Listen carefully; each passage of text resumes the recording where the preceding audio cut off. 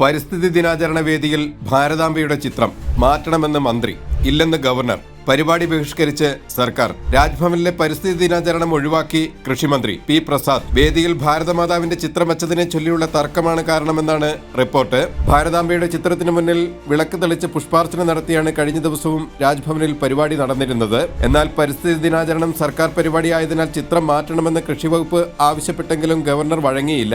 ഇതോടെയാണ് പരിപാടിയിൽ പങ്കെടുക്കേണ്ടെന്ന് മന്ത്രി തീരുമാനിച്ചത്. തുടർന്ന് സ്വന്തം നിലയ്ക്ക് നടത്തുമെന്ന് രാജ്ഭവൻ വ്യക്തമാക്കി. ലോക പരിസ്ഥിതി ദിനത്തോടനുബന്ധിച്ച് സംസ്ഥാനതല പരിപാടികളുടെ ഉദ്ഘാടനം രാജ്ഭവനിലാണ് നിശ്ചയിച്ചിരുന്നത്. പരിപാടിയുടെ ഒരുക്കങ്ങൾ വിലയിരുത്താൻ ഇന്നലെ കൃഷിവകുപ്പ് ഉദ്യോഗസ്ഥർ രാജ്ഭവനിലെത്തിയപ്പോഴാണ് സെൻട്രൽ ഹാളിന്റെ വേദിയിൽ ഭാരതാംബയുടെ ചിത്രം വെച്ചിരിക്കുന്നത് കണ്ടത്. പുതിയ ഗവർണർ വന്നതിന് ശേഷം ഇത്തരത്തിൽ ചിത്രം വെച്ചത്.